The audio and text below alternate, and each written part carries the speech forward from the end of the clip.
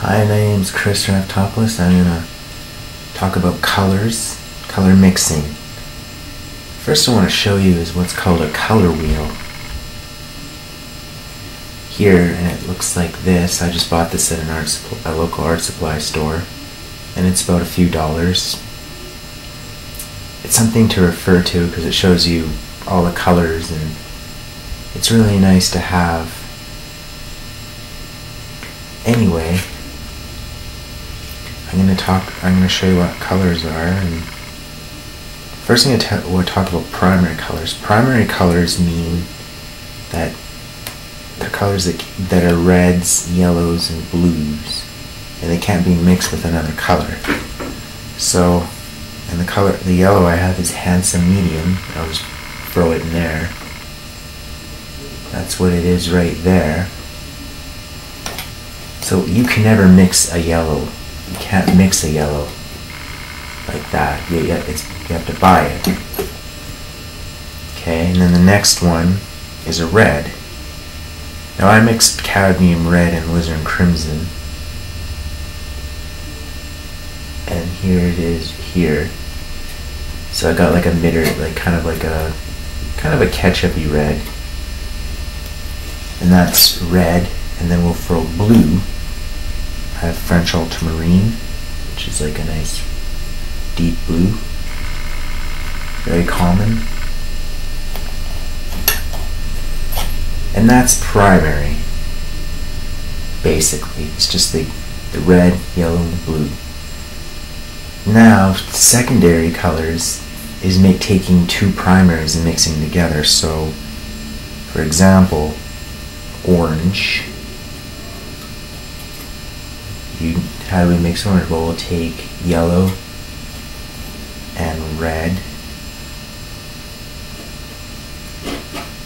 Let's see what happens when we do that.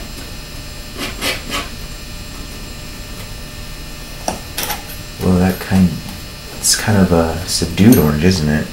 So I'll add a little more yellow to it. It's quite an earthy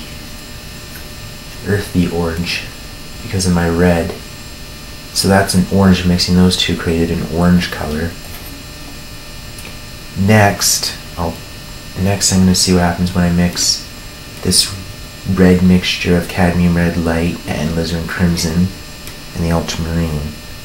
So I'm just going to call it red mixture here, like that. And then I'll take my French ultramarine blue, and I should get a violet. This might look black on the camera. You might not really see it.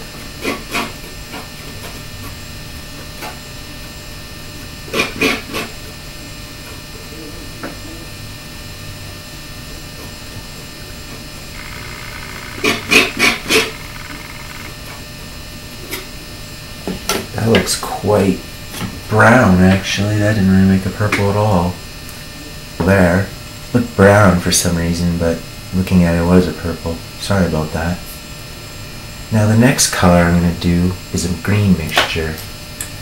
So that would be taking our handsome medium and our French ultramarine. Take a bit of that and add a bit of French ultramarine, and we'll get a green.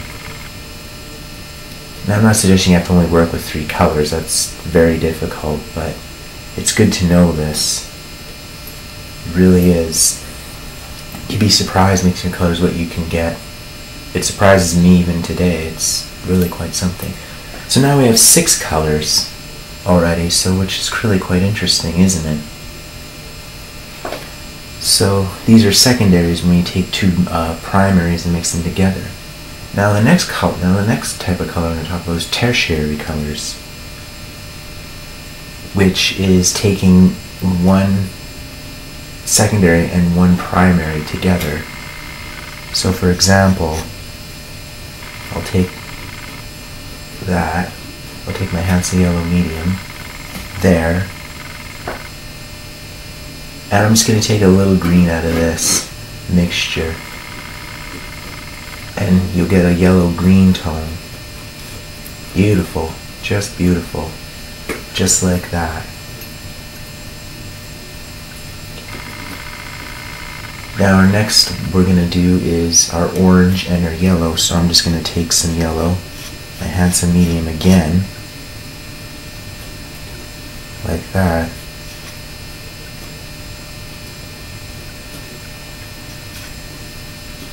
And I'm just going to take a little mixture from here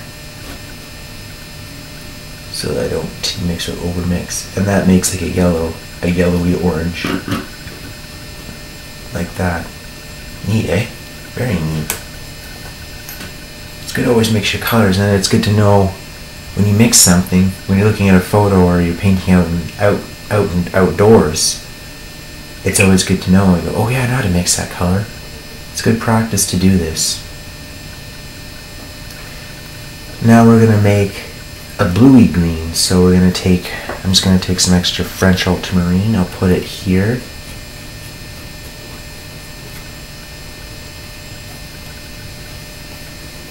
Like that. And I'm just going to take a bit of this green mixture here. I'm going to take most of it actually. And then there's our blue-green. I don't know if you can see it too well on the camera, because I don't have the best camera in the world. My video camera's fairly old, but it gets the job done, I think. So there's our nice blue-green. Now I'm going to try to mix a red-orange. So I'm going to take my red mixture, a little bit of my red mixture. I don't want a lot. And then I'll take some orange. And I should make like a red, like cadmium red light, basically. Mine might be a bit more subdued. When you mix colors, they're not as intense as when they come out of the tubes. Just for something to know. Just mix it like that. Just wipe the excess off my rag here. So that's a red-orange. Now we're going to do a blue-violet. So I'll take my French ultramarine and I'll take some of this mixture.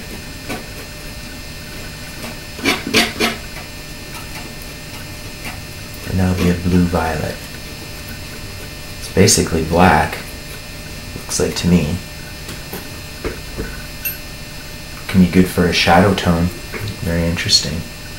Now I'm going to try to mix a red-violet. So I think I'm going to remix this to fill it up. So I'm going to take some red in here, and then get some French ultramarine, like that. I'll make like a violet. Get a bit more blue here. Okay, there we go. Now we're going to make a more redded violet, a warmer violet. So I'm going to take a little bit of French ultramarine, maybe even take some of this tone. Like that, and then I'm going to take my red mixture of Legend Crimson Cadmium Red Light, and I'll just mix it in. And we should get a warmer violet. Like that. And just with only using 3 colors, look what I mixed. I mixed quite a variety of colors to work with, which is quite interesting. So now,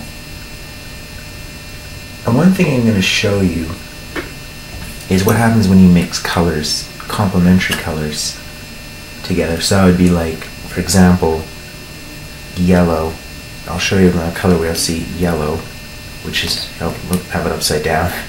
There's yellow, and then there's violet, so directly across. So yellow's here, violet's there. So that means when it's the opposite, on the opposite of the color wheel, it means they're complementary. So that's what happens when it shows you here when I mix yellow to a brown. So I'll just show you quickly here. So I'll add my handsome medium. And I'm going to use a purple that I have, and it's didoxazine. I have trouble saying that. It's not an easy word to say.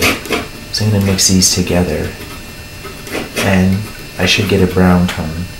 Now this color wheel that I have isn't super accurate, but it gives you a general idea of what can happen in theory. So there we go, I got like a brown tone. It's excellent for making earth tones if you want to mute the color down. You can do that.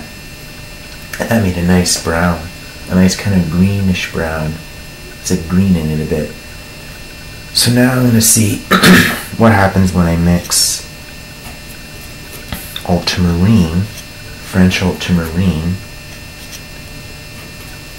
to get with orange. I just bought an orange. Makes things a bit easier.